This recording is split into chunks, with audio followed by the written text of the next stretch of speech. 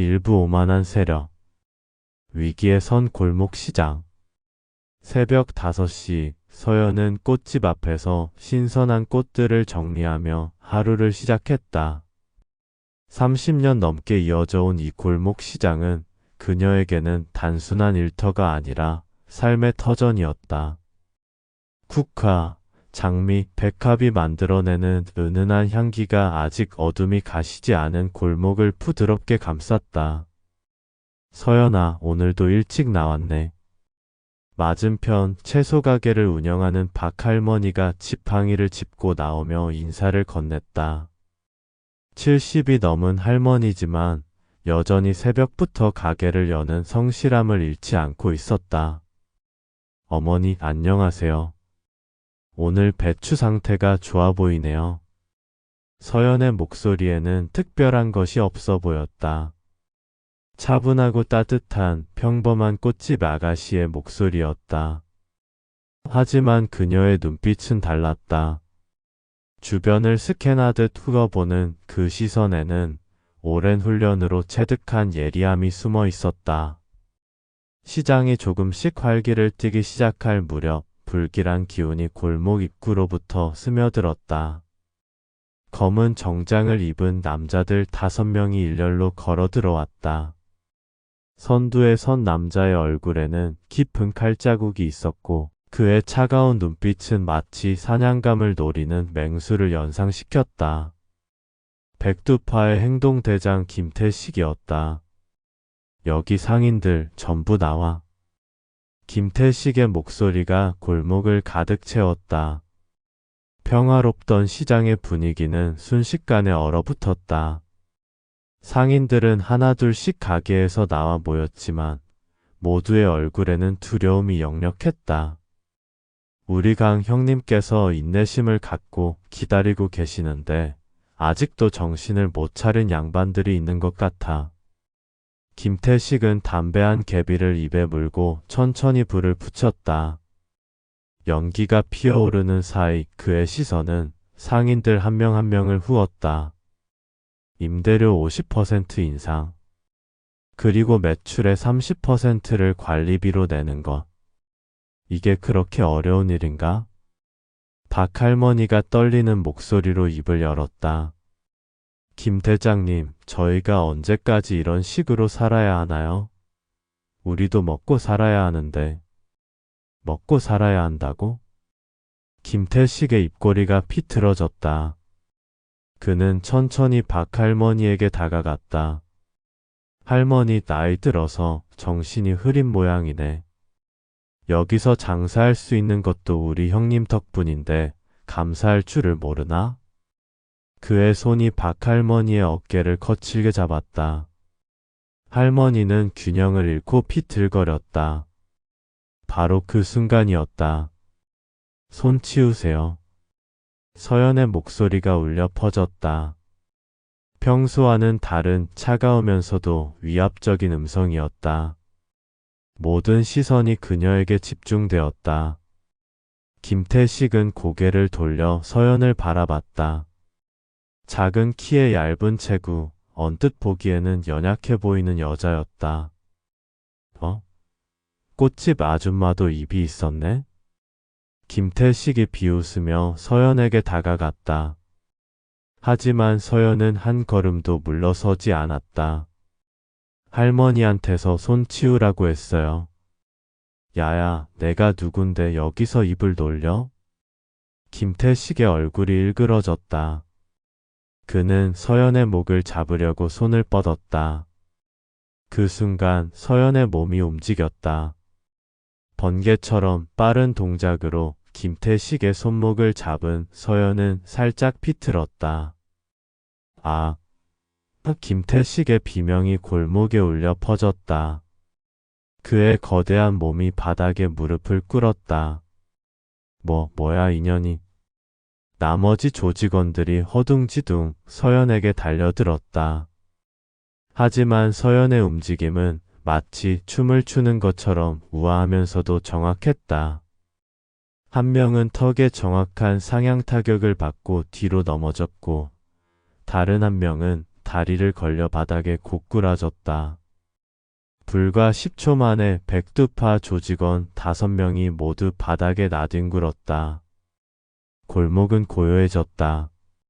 상인들은 믿을 수 없다는 표정으로 서연을 바라봤다. 평소에 조용히 꽃만 팔던 그 여자가 백두파 조직원들을 단숨에 제압한 것이다. 서연은 숨 하나 거칠지 않은 채 김태식을 내려다봤다. 다시는 이 시장에서 할머니들을 괴롭히지 마세요. 그리고 강민호에게 전해주세요. 이 시장은 당신들의 놀이터가 아니라고요. 김태식은 분노와 당황으로 얼굴이 일그러진 채 일어났다. 이 계집애가 내가 뭔지는 모르겠지만 우리 형님한테 대든 걸 후회하게 될 거야. 후회는 당신들이 하게 될 거예요. 서연의 목소리는 여전히 차분했지만 그 안에는 오랜 경험에서 우러나온 확신이 담겨 있었다. 김태식과 조직원들이 절뚝거리며 골목을 떠난 후 상인들이 하나둘씩 서연 주위로 몰려들었다. 서연아, 너 도대체 뭐 하던 사람이야? 어떻게 저런 깡패들을 혼자서? 질문이 쏟아졌지만 서연은 미소만 지었다. 그냥 운이 좋았나 봐요. 그것보다 할머니 괜찮으세요? 박 할머니는 서연의 손을 꼭 잡았다. 고마워, 정말 고마워. 하지만 이제 어떻게 되는 거야? 백두파가 가만히 있지 않을 텐데. 서연의 눈빛이 한순간 날카로워졌다. 그녀는 알고 있었다. 이것은 시작에 불과하다는 것을. 하지만 그녀에게는 더 이상 물러설 곳이 없었다. 이 시장의 사람들, 그리고 이 평범한 일상이 그녀가 지켜야 할 전부였다. 걱정 마세요, 할머니. 제가 뭔가 방법을 생각해 볼게요. 그날 밤 백두파 본거지에서는 비상회의가 열렸다. 강민호는 김태식의 보고를 들으며 차갑게 웃었다. 꽃집 아줌마가 우리 조직원들을 혼자서 때려 눕혔다고? 형님, 그년 보통이 아닙니다. 움직임이 완전히. 닥쳐. 강민호의 한마디에 김태식이 입을 다물었다. 재미있네. 오랜만에 재미있는 일이 생겼어. 그 꽃집 아줌마 한번 직접 만나봐야겠군. 강민호의 눈빛에 위험한 광기가 스며들었다. 30년간 이 지역을 주름 잡아온 그에게 도전장을 내민 여자. 그것도 보잘것없는 꽃집에서. 한편 서연은 꽃집 뒤편 작은 방에서 오래된 군복을 바라보고 있었다. 그 안에는 다양한 훈장과 함께 대한민국 특수임무부대 707부대라는 글씨가 새겨진 휘장이 있었다. 그녀는 천천히 군복을 어루만졌다. 평범한 일상을 꿈꾸며 묻어뒀던 과거가 다시 그녀를 찾아온 것이다. 미안해요, 할머니들. 이제 좀 시끄러워질 것 같아요. 서연의 속삭임이 어둠 속으로 스며들었다. 골목 시장의 긴 밤이 시작되고 있었다. 이부 깨져버린 평화. 악마의 놀이. 김태식이 망신을 당한 지 사흘 후 백두파는 새로운 임무를 보냈다. 행동대장 철웅이었다. 김태식보다 1살 어렸지만 그의 잔혹함은 조직 내에서도 악명이 높았다. 키 180cm의 건장한 체격의 목과 팔에는 용과 호랑이 문신이 새겨져 있었고 항상 야구 방망이 하나를 들고 다니는 것이 그의 트레이드 마크였다. 형님, 꽃집녀는 일단 놔두고 다른 놈들부터 확실히 눌러놓겠습니다. 강민호 앞에서 철웅이 비열한 미소를 지으며 말했다.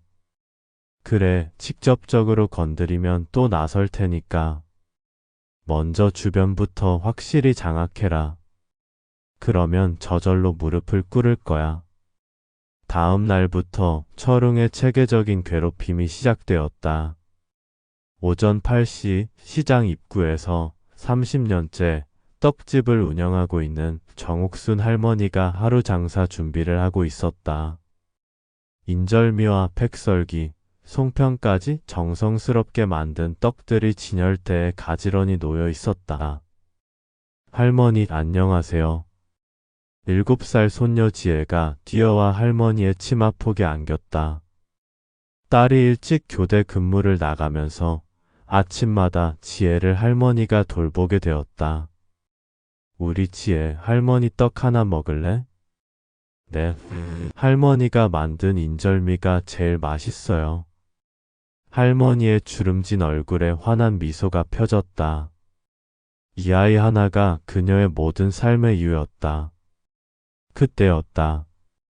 여기가 그 유명한 떡집이군. 철흥과 조직원 4명이 떡집 앞에 나타났다. 철흥은 야구 방망이로 진열대를 툭툭 건드리며 위협적으로 웃었다. 아저씨들 뭐 하는 분들이세요? 정할머니가 지혜를 뒤로 숨기며 떨리는 목소리로 물었다. 아, 할머니는 몰라도 되고. 우리는 이 시장 관리하는 사람들이야. 그런데 말이야, 할머니가 재개발 동의서에 아직 도장을 안 찍었다면서? 그건. 할머니 나이 드시고 귀가 어두워서 못 들었나? 이 시장은 이제 새로 바뀔 거라고 했잖아. 철웅이 야구 방망이로 인절미 한 개를 콕 찍었다. 하얀 떡에 방망이 끝이 파고들었다. 아저씨 제발. 떡 건드리지 말아요. 그거 팔아서 생계를 유지하는데. 생계? 철웅이 크게 웃었다. 할머니 걱정 마. 재개발되면 보상금도 나오고 훨씬 좋은 곳에서 장사할 수 있어. 하지만 저는 여기서 30년이면 충분히 오래 했잖아. 이제 그만둘 때가 된 거야. 철웅의 방망이가 다른 떡들을 하나씩 망가뜨리기 시작했다. 정성스럽게 만든 팩썰기가 산산조각 나고 송편이 바닥에 굴러떨어졌다. 아, 정할머니가 비명을 질렀다. 제발 그만해요. 할머니. 지혜가 울음을 터뜨리며 할머니 치마를 꽉 잡았다. 그 순간 서연이 나타났다. 평소처럼 조용히 걸어오던 그녀의 얼굴이 차갑게 굳어졌다. 무슨 일이세요? 서연의 목소리는 평온했지만 그녀의 눈빛은 얼음처럼 차가웠다. 철웅이 고개를 돌려 서연을 바라봤다. 내가 그 유명한 꽃집 아줌마구나. 김형이 말하더라. 손재주가 좀 있다고. 떡집에서 나가세요. 야야, 나가라고? 웃기네. 여기 우리 구역인데 왜 나가? 철웅이 비웃으며 서연에게 다가왔다. 하지만 서연은 한 발짝도 물러서지 않았다. 경고는 한 번만 해요. 지금 당장 나가세요. 이 계집 애가 진짜. 철웅이 야구 방망이를 들어올렸다. 하지만 방망이가 서연에게 닿기도 전에 그녀의 손이 번개처럼 움직였다. 철웅의 손목을 정확히 잡은 서연은 힘의 방향을 비틀었다. 철웅의 거대한 몸이 균형을 잃고 비틀거렸고 야구 방망이가 바닥에 떨어졌다. 아. 철웅이 고통스러워하는 사이 서연은 차가운 목소리로 말했다. 다시는 이 할머니를 괴롭히지 마세요. 그리고 아이 앞에서 이런 짓은 절대 하지 마세요. 조직원들이 달려들려고 했지만 서연의 날카로운 눈빛의 움직임을 멈췄다. 지난번 김태식 일당이 어떻게 되었는지 이미 소문이 퍼져 있었기 때문이다. 철웅은 분노로 얼굴이 일그러진 채 일어났다. 좋아. 오늘은 이 정도로 해주지. 하지만 기억해둬. 이 시장의 모든 할머니, 할아버지들을 내가 다 지킬 수는 없을 거야. 그들이 떠난 후 정할머니는 망가진 떡들을 보며 눈물을 흘렸다. 어떡하지? 오늘 장사는 다 틀렸네. 서연이 조용히 다가가 할머니의 어깨를 토닥였다. 할머니 괜찮아요. 제가 떡값은 드릴게요. 아니야, 서연아. 내가 왜 그런 부담을. 아니에요. 제가 늦게 와서 이런 일이 생긴 거예요. 서연은 지갑에서 5만 원을 꺼내 할머니 손에 쥐어주었다. 하지만 이것은 시작에 불과했다. 그날 오후 철웅은 다른 방법을 택했다. 시장 곳곳에 조직원들을 배치해 상인들을 은밀하게 괴롭히기 시작한 것이다. 채소가게 박할머니는 장사 중에 우연히 넘어져 무릎을 다쳤고, 생선가게 이 할아버지는 생선 배송 중에 트럭이 실수로 상자들을 엎어버리는 사고를 당했다. 반찬가게 김 아줌마는 보건소에서 위생 점검을 받는다며 하루 종일 장사를 못했다. 모든 것이 우연처럼 보였지만 서연은 알고 있었다. 이것이 백두파의 새로운 전술이라는 것을. 저녁 무렵 서연은 꽃집을 정리하며 깊은 고민에 빠져 있었다. 철웅의 말이 맞았다. 그녀 혼자서는 모든 상인들을 지킬 수 없었다. 백두파는 조직적이고 체계적으로 움직이고 있었고, 그녀는 홀로 떨어진 섬처럼 고립되어 있었다. 서연아. 정할머니가 지혜의 손을 잡고 꽃집 앞에 나타났다. 할머니 어떡해? 고마워. 정말 고마워. 하지만 할머니의 목소리가 떨렸다. 미안해, 서연아. 나는 이제 도장을 찍을 것 같아. 서연의 가슴이 철렁했다. 할머니 무슨 지혜가 있잖니. 이 아이 하나 때문에라도 더 이상 버틸 수가 없어. 오늘 오후에 그 사람들이 또 와서 지혜 학교까지 알아봤다고 하더라고. 할머니의 눈에 눈물이 맺혔다. 할머니. 서연아, 너도 조심해. 내가 우리를 도와주려는 마음은 고맙지만 너까지 다칠 필요는 없어. 할머니와 지혜가 떠난 후 서연은 한참 동안 그 자리에 서 있었다. 그날 밤 서연은 다시 오래된 군복을 꺼내보았다. 707부대 특수임무부대의 휘장이 달빛 아래서 차갑게 빛났다.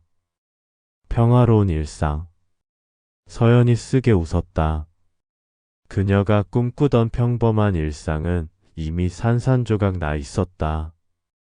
백두파라는 악한 세력 앞에서 선량한 사람들이 하나씩 무너져가고 있었다. 그녀는 휴대폰을 꺼내 오랫동안 누르지 않았던 번호를 바라봤다. 화면에는 민철이 형이라고 표시되어 있었다. 707부대 시절 함께 작전을 수행했던 동료였다. 하지만 서연은 전화를 걸지 않았다. 이것은 그녀 혼자 해결해야 할 문제였다. 더 이상 과거로 돌아갈 수는 없었지만 과거의 기술은 사용할 수 있었다. 서연의 눈빛이 달라졌다. 평범한 꽃집 아가씨의 온화함은 사라지고 냉철한 전사의 면모가 드러났다. 좋아, 백두파. 진짜 게임을 시작해볼까? 3부 첫 번째 경고. 마지막 한계선. 저녁 7시 골목시장은 하루 장사를 마무리하는 시간이었다.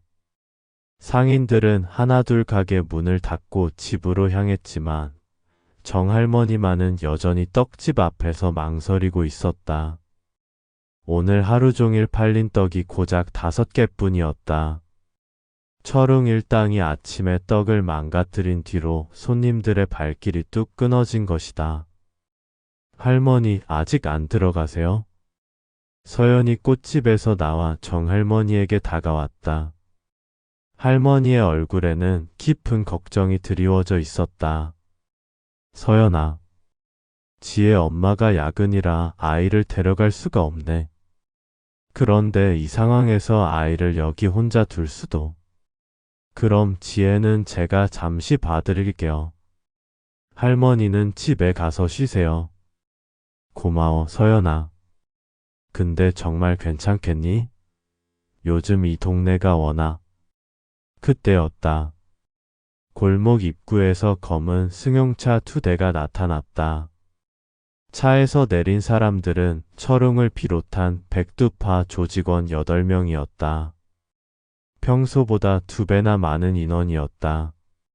할머니, 지혜를 데리고 안쪽으로 들어가세요. 서연의 목소리가 차가워졌다. 할머니는 서연의 표정 변화를 보고 얼른 손녀의 손을 잡고 떡집 안쪽으로 들어갔다. 철웅이 천천히 서연과 떡집 앞으로 다가왔다. 그의 손에는 이전보다 더 큰 쇠파이프가 들려 있었다. 할머니, 지혜를 데리고 안쪽으로 들어가세요. 서연의 목소리가 차가워졌다. 할머니는 서연의 표정 변화를 보고 얼른 손녀의 손을 잡고 떡집 안쪽으로 들어갔다. 철웅이 천천히 서연과 떡집 앞으로 다가왔다. 그의 손에는 이전보다 더 큰 쇠파이프가 들려 있었다. 야, 이년 뭔가 이상한데. 늦었어요. 서연의 목소리가 얼음처럼 차가웠다. 그녀는 말없이 철웅의 팔을 잡았다. 뭐? 철웅이 반응할 틈도 없었다. 서연의 손이 번개처럼 움직여 철웅의 오른팔을 잡았고 정확한 각도로 비틀었다. 아! 순식간에 관절이 뒤틀리는 고통에 철웅은 비명을 질렀다. 그의 거대한 몸이 서연의 작은 손에 완전히 제압되었다. 형님, 조직원들이 달려들려 했지만 서연은 여전히 무표정한 얼굴로 철웅을 붙잡은 채 속삭였다. 내 꽃은 건드리지 마. 그리고 여기 사람들도.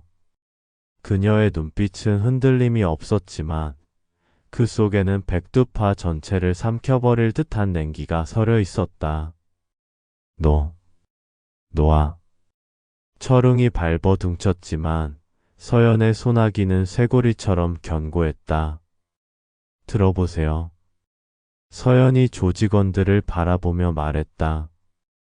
오늘이 첫 번째 경고예요. 다음에 또 이런 일이 있으면. 서연이 철웅의 팔에 조금 더 힘을 가했다. 아, 부러진다, 부러져. 부러뜨리는 것쯤은 문제 없어요. 그리고 그 다음엔 다리, 그 다음엔. 서연의 말이 끝나기도 전에 조직원 하나가 몰래 뒤에서 강목을 들고 달려들었다. 서연은 뒤를 돌아보지도 않고 왼발로 뒤차기를 날렸다. 정확히 상대의 명치를 맞춘 발차기에 조직원은 억하는 소리와 함께 뒤로 날아가 쓰러졌다. 누가 또 움직여 보세요. 서연의 목소리에는 살기가 서려 있었다. 나머지 조직원들은 서로 눈치만 보며 감히 다가오지 못했다. 여기서 확실히 정리하죠. 서연이 철웅의 귀에 대고 속삭였다. 이 시장의 할머니, 할아버지들은 당신들의 장난감이 아니에요. 특히 아이들은 절대로. 철웅의 얼굴이 고통으로 일그러졌다.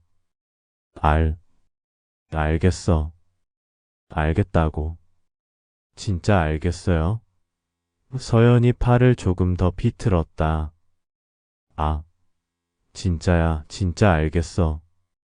서연이 철웅을 놓아주자 그는 바닥에 주저앉으며 팔을 부여잡았다. 기억하세요. 다음엔 이렇게 고통스럽게 끝나지 않을 거예요.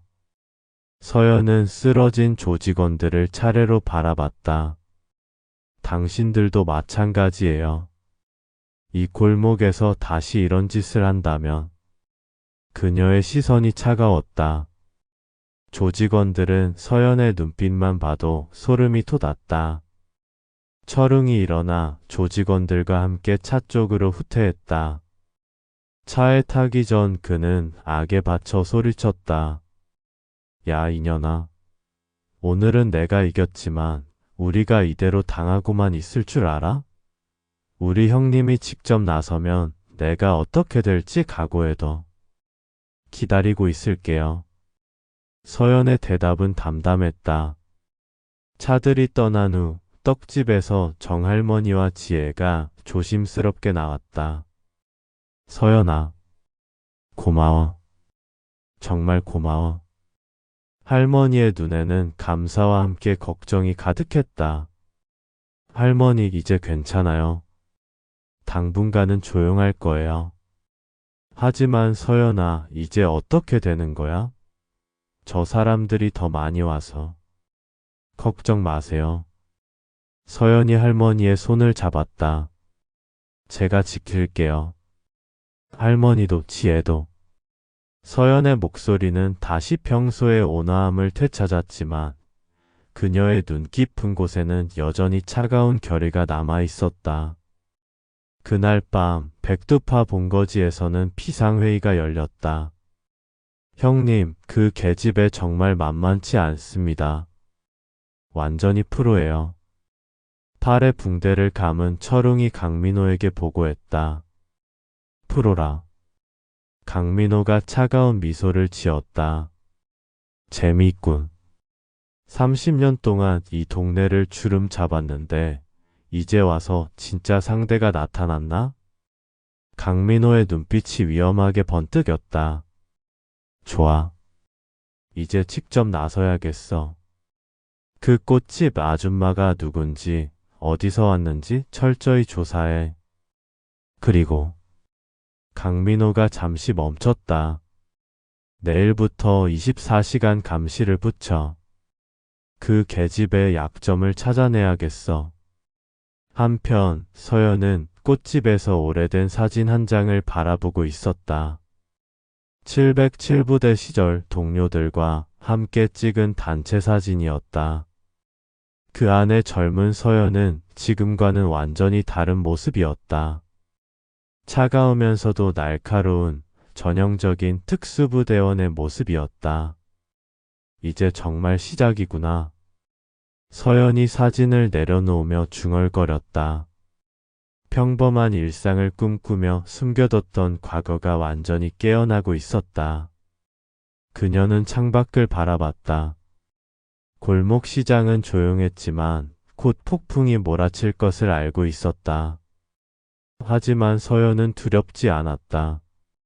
오히려 오랫동안 잠들어 있던 무언가가 다시 꿈틀거리고 있었다. 백두파. 이제 진짜 게임을 시작하죠. 사부 예기치 않은 반격. 비열한 복수.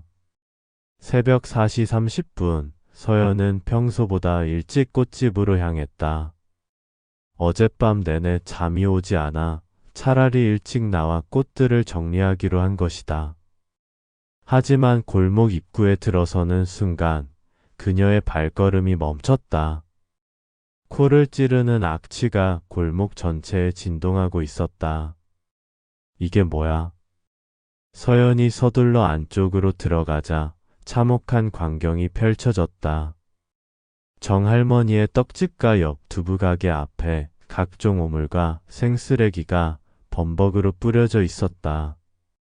계란 껍질, 썩은 채소, 생선 비린내가 나는 더러운 물이 가게 앞을 완전히 덮고 있었다. 더 충격적인 것은 시장 곳곳에 걸려있던 재개발 반대 현수막들이 갈기갈기 찢어져 나뒹굴고 있는 모습이었다. 30년 넘게 이곳을 지켜온 상인들이 마지막 희망으로 걸어둔 현수막들이 짓밟혀 있었다. 아, 이게 뭐야? 이게 도대체 뭐야? 정할머니의 비명소리가 골목에 울려 퍼졌다. 떡집 앞에 참상을 본 할머니는 그대로 주저앉고 말았다.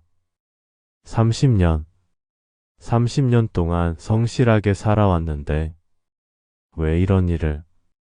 할머니의 울음소리에 다른 상인들도 하나둘 나오기 시작했다. 박할머니, 이 할아버지, 김 아줌마. 모두들 말을 잇지 못하고 참담한 표정으로 서 있었다.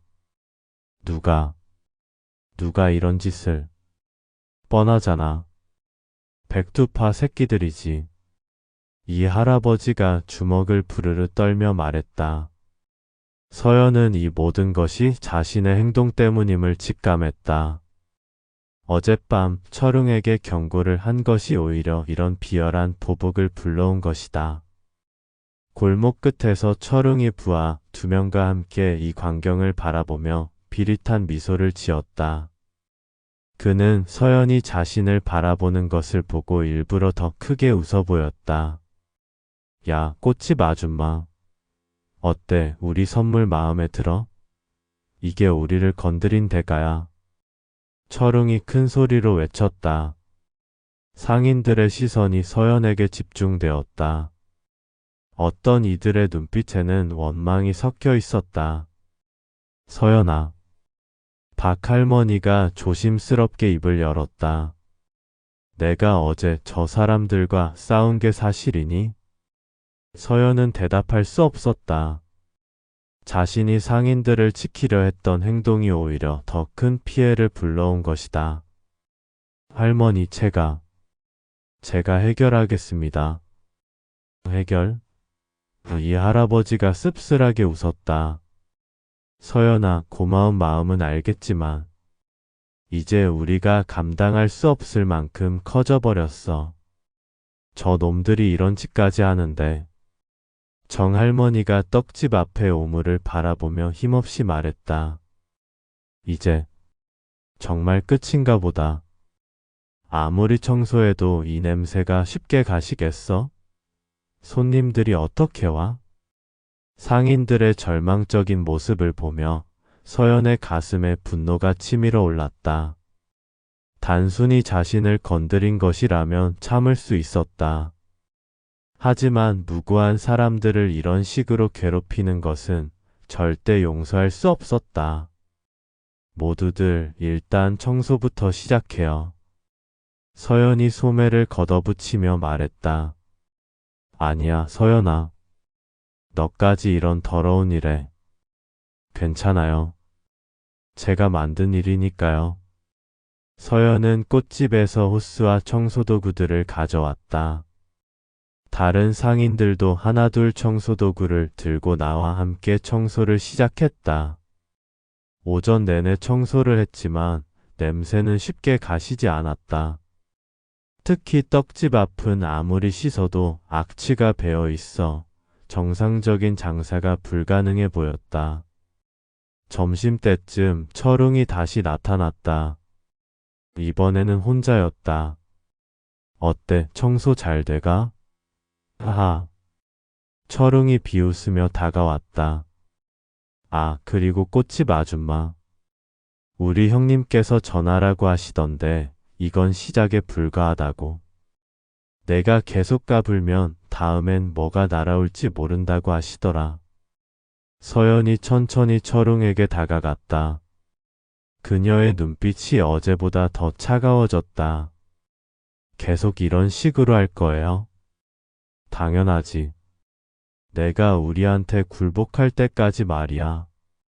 아, 참고로 오늘 밤에도 뭔가 재미있는 일이 있을 수도 있으니까 기대해. 철웅이 희죽거리며 떠났다.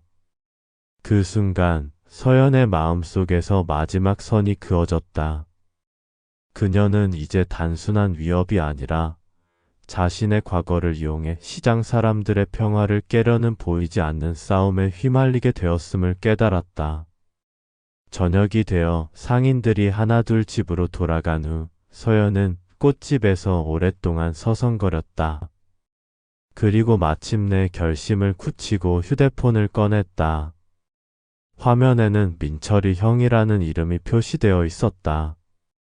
707부대 시절 함께 온갖 위험한 작전을 수행했던 동료이자 저녁 후에도 가끔 연락을 주고받던 사이였다. 서연은 잠시 망설였다. 이 전화 한 통이 자신의 평범한 일상을 완전히 끝내버릴 수도 있다는 것을 알고 있었다. 하지만 더 이상 혼자서는 안 되었다. 백두파는 조직적으로 움직이고 있었고 상인들의 피해는 날로 커지고 있었다. 드르르르. 여보세요? 전화기 너머로 들려온 목소리는 5년 전과 똑같았다. 굵고 믿음직한 남성의 음성이었다. 형, 저예요, 서연이. 어? 서연이? 야, 정말 오랜만이다. 어떻게 지냈어? 형, 지금 시간 괜찮아요? 급한 일이 있어서 연락드렸어요. 민철의 목소리가 진지해졌다. 무슨 일이야? 내가 이렇게 급하게 연락할 리가 없는데. 형, 혹시 아직도 그 일 하세요? 무슨 말이야? 용역. 그런 일 말이에요.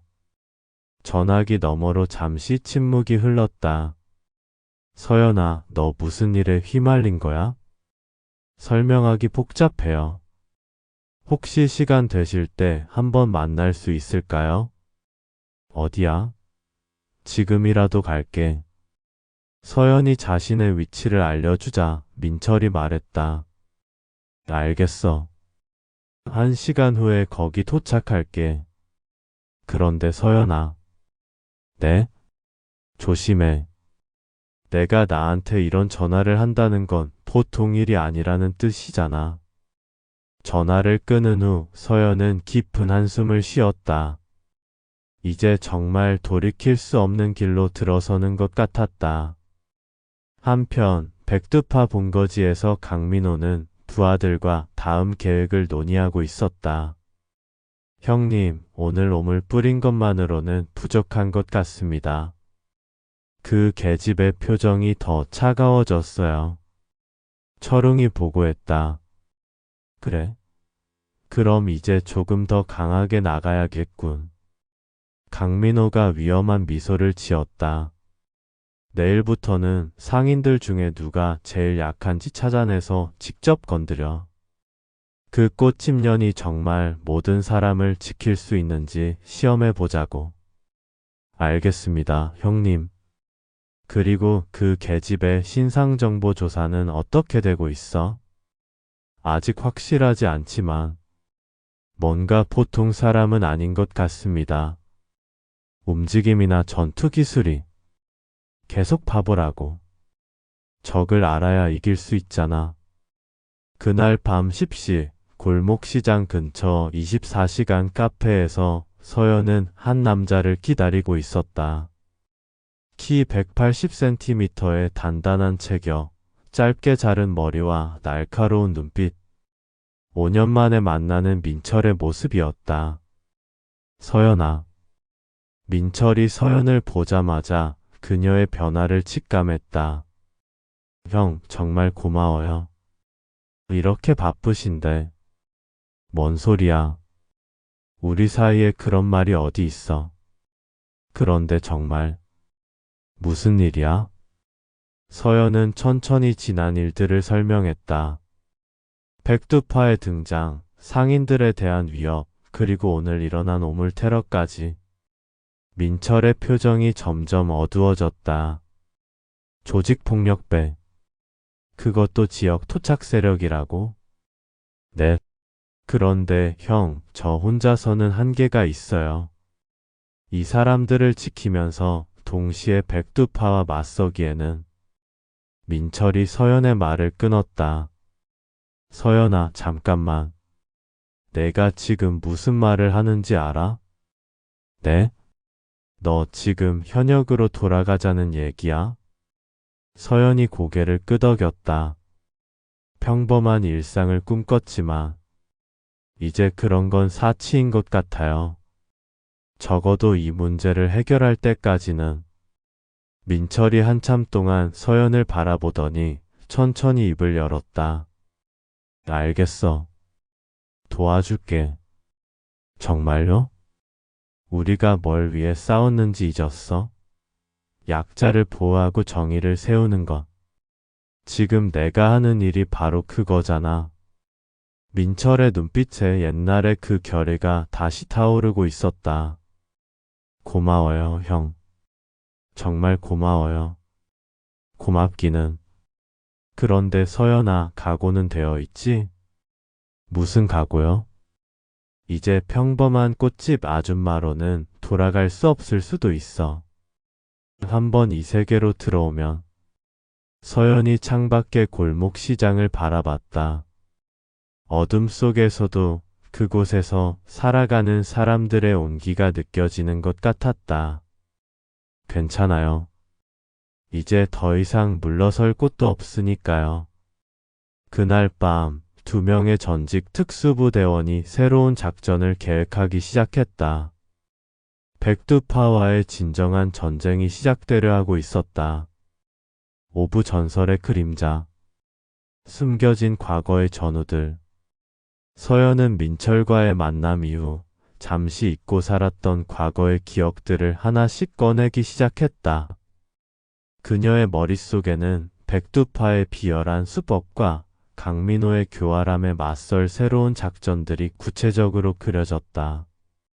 단순한 무력 충돌로는 이길 수 없음을 직감한 그녀는 백두파의 뿌리, 즉 자금주를 송두리째 흔들 계획을 세웠다. 백두파가 시장을 차지하기 위해 사용했던 불법적인 증거들을 모두 확보하는 것이 그녀의 첫 번째 목표였다. 민철은 서연의 계획에 전적으로 동의하며 흔쾌히 그녀를 돕기로 했다. 그는 서연을 위해 과거의 그림자 팀 동료들에게 연락을 취했다. 그들은 707부대에서 함께 생사를 넘나들었던 그 어떤 조직보다도 완벽한 팀이었다. 민철은 서연의 요청을 가장 먼저 이해하고 실행에 옮길 사람, 바로 RS 김태우에게 연락했다. 그는 과거 팀의 해킹 전문가이자 정보 분석가였다.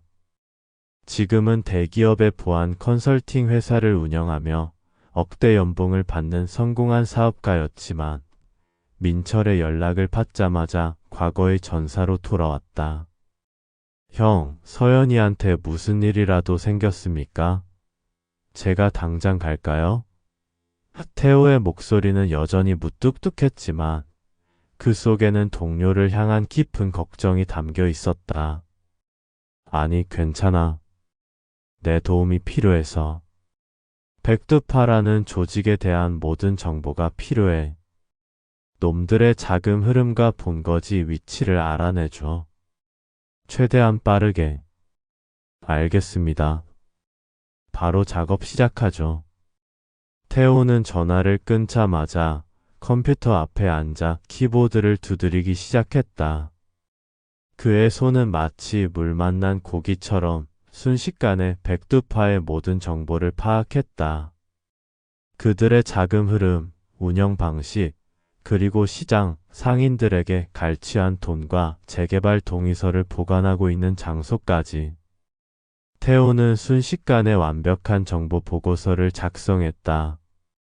다음으로 민철이 연락한 이는 아테나 최은지였다. 그녀는 뛰어난 전술가이자 저격수였다.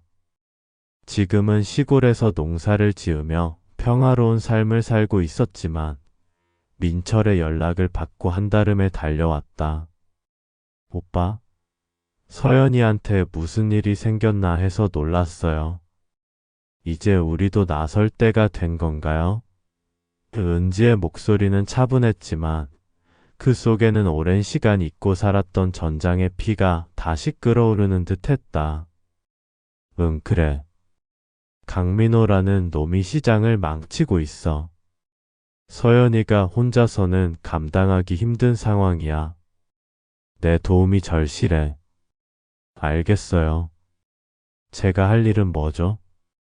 강민호의 움직임을 파악하고 필요하다면 그를 견제해줘. 강민호는 우리와 정면 승부를 원하지 않고 비열한 방법으로 서연을 위협할 거야. 우리가 움직일 때 그를 묶어두는 역할을 맡아줘.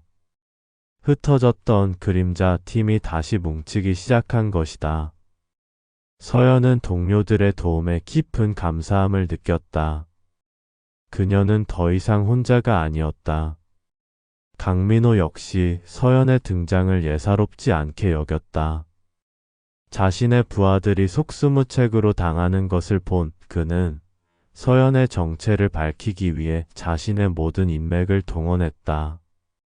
그는 서연의 신상 정보와 과거 행적을 샅샅이 파헤치기 시작했다. 하지만 서연의 과거는 너무나도 깨끗했다. 마치 누군가 완벽하게 지운 듯 아무것도 남아있지 않았다. 형님, 이녀는 뭔가 숨기고 있는 게 분명합니다. 군대 기록도 과거 행적도 전혀 나오지 않습니다. 이건 보통 사람이 할 수 있는 일이 아닙니다. 철흥의 보고에 강민호는 오히려 흥미를 느꼈다. 그래? 재미있군. 내 예상대로야. 보통 사람이 아니라는 건 우리와 비슷한 세계에 있었다는 뜻이잖아. 그러면 우리가 뭘 가장 소중히 여기는지 잘 알겠군. 강민호는 서연의 약점이 시장 상인들이라는 것을 간파하고 있었다. 그는 서연이 가장 소중히 여기는 것을 먼저 공격하여 그녀를 무너뜨리기로 결심했다. 그는 서연의 주변을 맴돌며 그녀의 움직임을 감시했다. 낮에는 평범한 꽃집 주인으로 위장하고 밤에는 특전사 출신 요원의 모습으로 변하는 서연의 이중 생활을 눈치챈 것이다. 어느 날 밤 서연은 민철과 함께 백두파의 아지트 근처에 숨어 있었다. 그곳에서는 백두파 조직원들이 시장 상인들에게 갈취한 돈과 함께 재개발 동의서를 옮기고 있었다. 그들은 시장 근처의 낡은 창고로 돈과 서류를 옮기는 것이었다. 형, 저 창고가 바로 백두파의 자금 창고인가 봐요. 서연이 속삭였다. 민철의 무전기에서 RS의 목소리가 들려왔다. 형, 창고 안에는 백두파의 돈과 함께 재개발 동의서가 포관되어 있어요. 그 동의서들은 이 시장의 모든 상인들의 것입니다. 서연은 분노에 휩싸였다.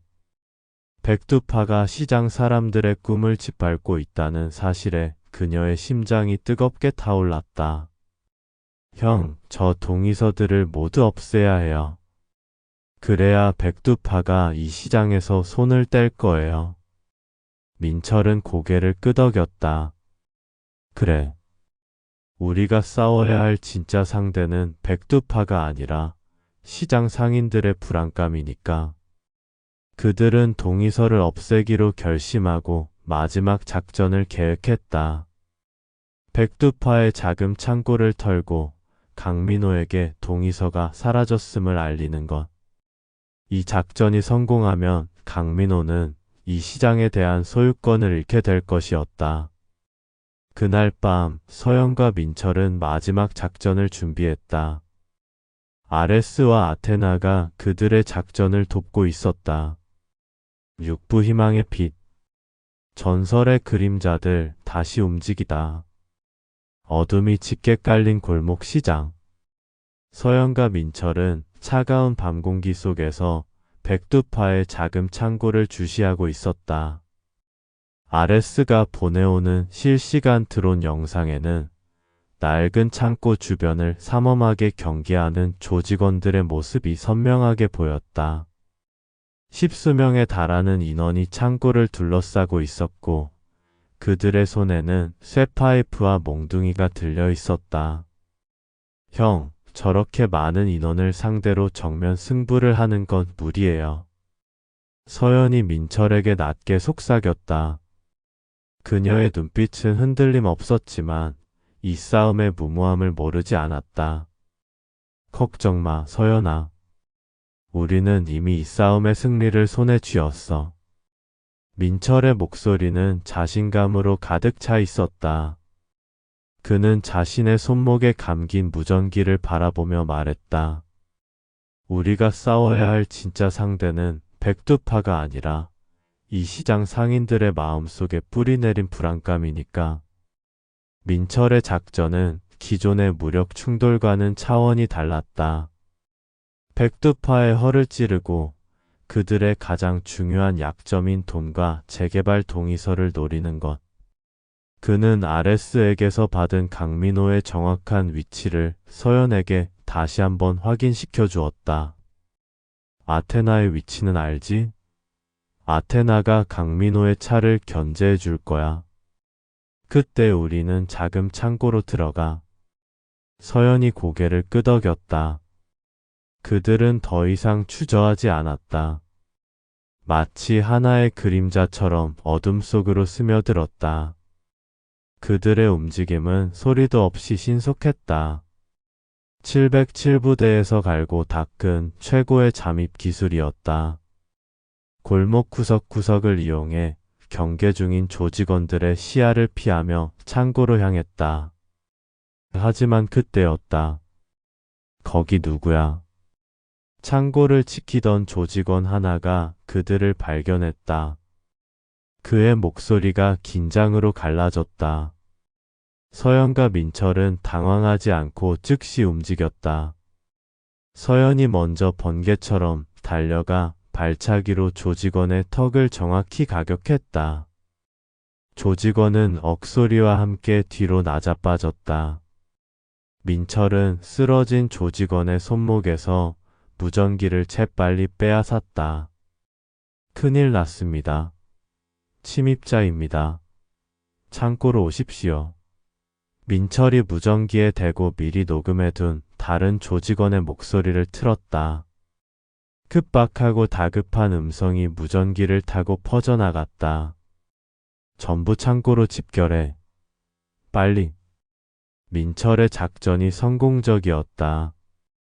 경계를 서고 있던 모든 조직원들이 무전기를 통해 긴급 상황을 접하고 창고로 우르르 몰려들었다. 그들이 한 곳에 집중된 틈을 타 서연과 민철은 반대편 골목을 통해 유유히 자금 창고 안으로 들어갔다. 창고 안은 먼지가 자욱하고 곰팡이 냄새가 진동했다. 한가운데 놓인 거대한 금고 하나가 눈에 들어왔다. 비밀번호가 걸려 있었지만 아레스가 원격으로 해킹을 시작했다. B-, B-, B-. 형, 잠시만 기다려요. 아레스의 목소리가 민철의 무전기에서 들려왔다. 몇 초 후 금고가 철컥 소리를 내며 열렸다. 금고 안에는 시장 상인들에게 갈취한 돈과 함께 수십 장의 재개발 동의서가 가지런히 쌓여 있었다. 서연아, 우리가 털어야 할 건 돈이 아니야. 바로 이 재개발 동의서야. 민철이 동의서를 집어들었다.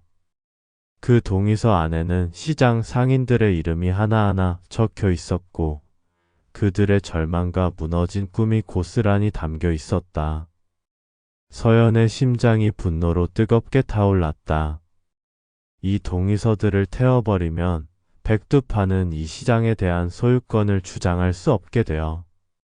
서연이 민철의 말에 고개를 끄덕였다. 그녀의 손이 재개발 동의서를 꽉 쥐었다. 맞아. 우리는 이 동의서들을 강민호에게 보여줘야 해. 강민호는 우리를 위협하기 위해 상인들의 꿈을 짓밟았지만 이제 우리가 그 꿈을 되찾아 줄 거야. 그들은 재빨리 동의서들을 사진으로 찍어 증거를 남기고 안전하게 보관했다. 그리고 서연이 민철에게 단호하게 말했다. 형, 이제 강민호가 있는 곳으로 가요. 마지막 승부수예요. 민철은 서연의 말에 동의하며 함께 강민호가 있는 곳으로 향했다. 그들은 아레스와 아테나의 도움을 받으며 강민호의 본거지로 잠입했다. 결전의 날. 다음 날 강민호는 자신의 본거지 사무실에서 불안하게 앉아 있었다. 형님, 어제 그 계집애하고 놈이 자금 창고를 털었습니다. 그런데 돈은 건드리지 않고 동의서만 챙겨갔습니다. 철웅이 팔에 깁스를 한 채 보고했다. 강민호의 눈이 충격으로 커졌다. 뭐? 동의서만? 예, 형님. 강민호는 자리에서 벌떡 일어났다. 믿을 수 없다는 듯 철웅의 멱살을 잡았다. 말도 안 돼. 그 동의서들이 우리한테 얼마나 중요한데. 당장 찾아와. 바로 그때였다. 사무실 문이 스르륵 열리며 서연과 민철이 들어섰다. 강민호는 눈앞에 펼쳐진 광경에 할 말을 잃었다. 그들의 철통 같은 경계를 뚫고 두 사람이 들어왔다는 사실이 그의 심장을 옥죄어 왔다. 강민호 씨 오랜만이에요. 서연이 차가운 목소리로 말했다. 그녀의 얼굴은 평소의 온화함 대신 냉철한 전사의 결의로 빛나고 있었다. 강민호는 이 상황이 믿기지 않는다는 듯 비웃었다. 너희가 여기까지 어떻게 들어왔지? 이 정도 경계를 뚫을 수는 없어. 우리는 원래 그림자처럼 움직이는 사람들이에요. 저희가 가져온 선물이 마음에 드셨으면 좋겠는데. 서연이 강민호에게 휴대폰을 내밀며 동의서 사진을 보여주었다. 강민호의 얼굴이 하얗게 질렸다. 사진 속에는 수십 장의 재개발 동의서가 선명하게 담겨 있었다. 그걸 내가 어떻게? 강민호 씨 이제 그만하세요. 더 이상 이 시장을 괴롭히지 마세요. 시장은 당신의 장난감이 아니에요. 우리 시장 사람들의 삶과 꿈이 담긴 곳이니까. 서연의 단호한 목소리가 사무실에 울려 퍼졌다. 강민호는 분노로 몸을 떨었다. 이 계집애가 당장 그 동의서를 내놔. 강민호가 서연에게 달려들었지만 민철이 그를 막아섰다. 강민호 씨, 더 이상 불필요한 일은 하지 마세요. 저희가 그 동의서들을 가지고 있다는 건 이 시장의 모든 사람들의 지지를 받고 있다는 뜻이에요. 당신이 이 시장을 괴롭힐수록 저희의 저항은 더 거세질 겁니다. 민철은 강민호에게 마지막 경고를 날렸다. 이 시장은 이제 당신의 것이 아니에요. 우리 모두의 것이죠. 결국 강민호는 동의서를 되찾을 수 없었고 그는 이 시장에서 손을 뗄 수밖에 없었다. 그들의 심리적 압박에 그는 완전히 무너져 내렸다. 강민호는 분노에 차서 서연에게 말했다. 너를 잊지 않겠다. 다시는 나를 만나지 않기를 바란다. 서연은 미소를 지었다. 우리가 다시 만날 일은 없을 겁니다. 강민호는 철웅에게 철수. 라고 소리치고 분노에 차서 사무실을 나갔다. 평화를 되찾은 시장. 그렇게 백두 파는 골목 시장에서 물러났다. 다음 날 상인들은 깨끗해진 시장을 보며 눈물을 흘렸다. 서연과 민철의 활약 덕분에 그들은 평화를 되찾을 수 있었다. 서연아, 정말 고마워. 너 덕분에 우리가 다시 웃을 수 있게 되었어. 박할머니가 서연의 손을 꼭 잡고 눈물을 글썽였다. 고맙기는요. 제가 할 일을 했을 뿐이에요. 서연이 미소 지으며 말했다. 그 후 서연은 다시 평범한 꽃집 주인으로 돌아왔다. 그녀는 여전히 새벽부터 꽃집에 나와 신선한 꽃들을 정리하고 상인들과 인사를 나누며 하루를 시작했다. 서연아, 이 떡 먹어봐. 오늘 아침에 만든 거야. 정할머니가 따끈따끈한 인절미를 건넸다. 고마워요, 할머니. 잘 먹겠습니다. 서연이 환하게 웃으며 인절미를 받았다. 평범한 일상, 평화로운 시장. 그녀가 꿈꾸던 모든 것이 현실이 되었다. 서연은 이제 더 이상 그림자가 아니었다. 그녀는 시장 사람들을 지키는 빛이었다. 전설의 그림자는 다시 잠들었지만 그들의 용기와 희생은 골목 시장에 영원히 기억될 것이다.